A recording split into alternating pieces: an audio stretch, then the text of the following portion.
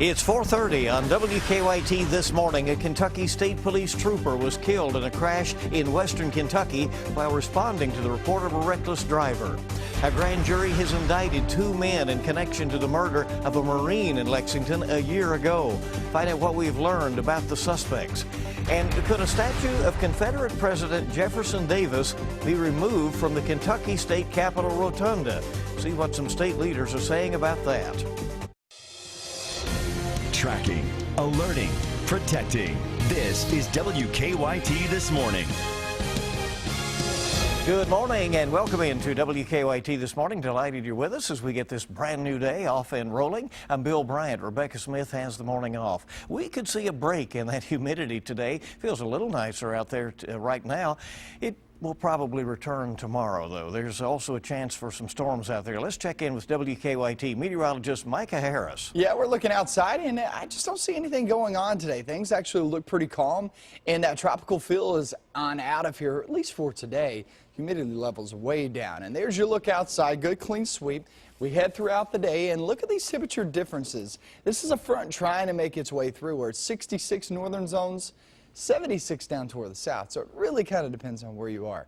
Today's forecast, 86, a nice one in store today. We hit the storms tomorrow. That's when they funnel on in, and I'll have that forecast coming to you in just a few minutes. Okay, we'll see you in a bit. We thank you, Micah. New this morning, a Kentucky State Police trooper is dead after being killed in a crash in western Kentucky. The crash happened about 6 p.m. yesterday in Livingston County.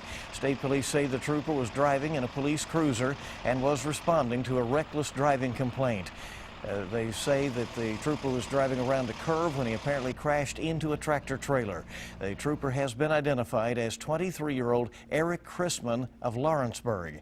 He was pronounced dead at the scene. The driver of the tractor trailer was taken to an area hospital but has since been released. Also new this morning, emergency crews are searching for a missing Livingston man. Rockcastle Emergency Management issued a golden alert overnight for 77-year-old Gerald Chandler. He was last seen walking from his home in the Long Branch Road area. They say he walks daily and is mentally disabled. He was last seen wearing a white t-shirt with blue overalls as well as black tennis shoes. If you know anything about his whereabouts, let local authorities know. And a year after the shooting death of a Marine, a grand jury has indicted two men in the case.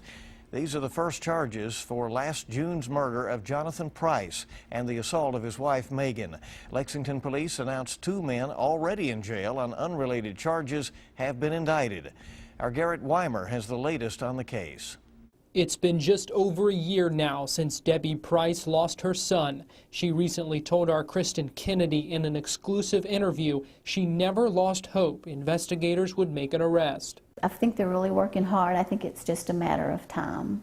It was just a matter of time. Police tell us a Fayette County grand jury has indicted 23-year-old Quincinio Canada and 31-year-old Dewan Mulazim. They were already in jail on unrelated charges. They're now charged with robbery, assault, and murder. Canada and Mulazim are no strangers to the justice system. Fayette County court documents show numerous previous charges, including several felonies like first-degree robbery. Debbie Price said in that interview Monday that an arrest would not make her loss any easier, but it would provide some peace of mind. It would make it easier knowing that they couldn't do what they did to Megan and Jonathan, that they couldn't do that to anybody else. It's like there's a hole in my heart, and I don't think it can ever be repaired, but I'm grateful that I have good memories to help fill in that hole. Even though police now think they know who, for Price's mother, there's still the question of why. Why? Maybe someday we'll know that answer.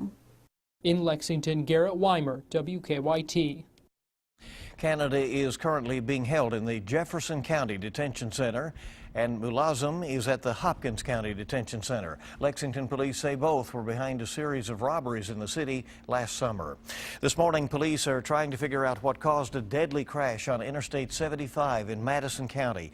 It happened just after 5 yesterday afternoon in the southbound lanes near exit 76 in Berea. Police say a car rear-ended a tractor trailer. The coroner says the driver of the car, a 35-year-old man from Somerset, was killed.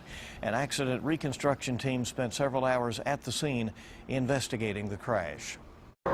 I know that traffic on 75 was moving a little bit slower at that point in time. That could have played into it, but like I said, it's still very early on, so I hate to speculate at this point. And we made several calls to police overnight. The name of the man killed has still not been released this morning. South Carolina's governor has called for the Confederate flag to come down over the state capitol grounds, and now more states and companies are rejecting the flag. Walmart, eBay, Amazon, Sears, and Kmart all said they will no longer sell Confederate flag merchandise.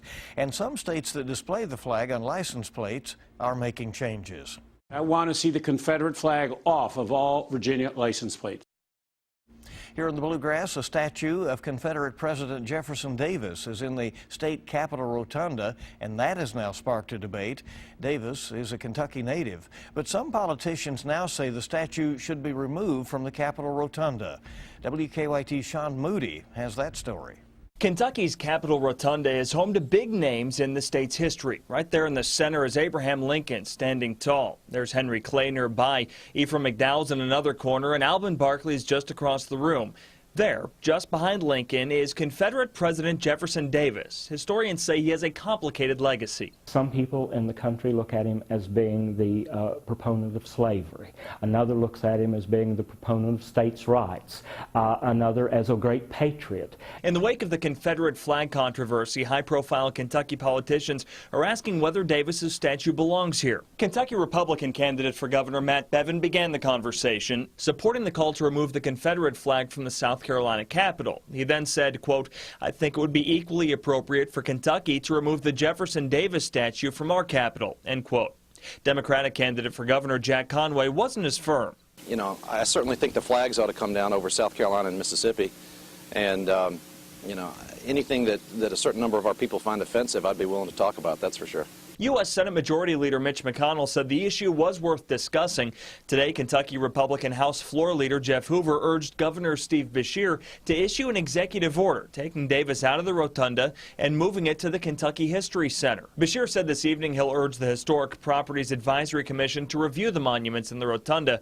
Whether Davis's monument ends up at the History Center or stays right where it is, historian Ron Bryant said it's important not to forget Davis's place in history.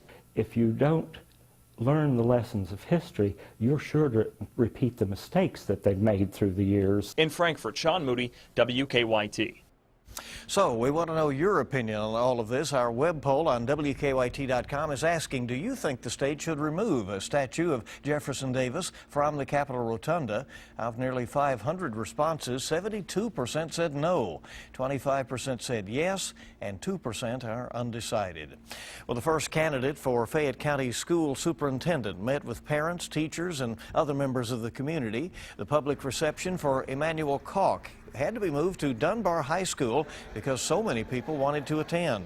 Kalk is currently the superintendent of schools in Portland, Maine. He spent the day touring Fayette County schools, and he says he likes what he saw. One, you know, there's a lot of great work going on in the district, and through my tour this morning and this afternoon, I got a chance to engage students. So it's great to see students engage in learning, especially during the summer, to prevent that summer slide. Two, we saw some great teachers, you know, in instruction. 8 different focus groups, including students, school employees, and members of the community, will interview Kalk today. And a public forum will be held tonight at Central Office. A second finalist, Terry Breeden, will be in Lexington Thursday and Friday. A proposal to raise the minimum wage in Lexington has been put on hold for now. The Urban County Council has been considering the proposal, which would raise the minimum wage by nearly $3 to $10.10 an hour. But during a meeting of the Budget, Finance, and Economic Committee, the council decided to table the proposal. A minimum wage increase that Louisville's council approved is now the focus of a lawsuit. And many Urban County Council members say they want that lawsuit resolved before they move forward. But others say they don't want to wait. This is within our reach. We can make real impact within our community. The minimum wage in Kentucky has not been increased since 2009, when the federal government increased it to $7.25 an hour. Good to have you with us. It's 4:40, 20 before 5, and WKYT this morning is just getting started. Racing to pay off your mortgage? You may want to tackle other debts first. Moms Every Day explains. That's a little bit later this morning. And taking a look outside, it actually looks really nice. That humidity level is going to be dropping big time. It's going to be a perfect day. I'll have that forecast coming to you next.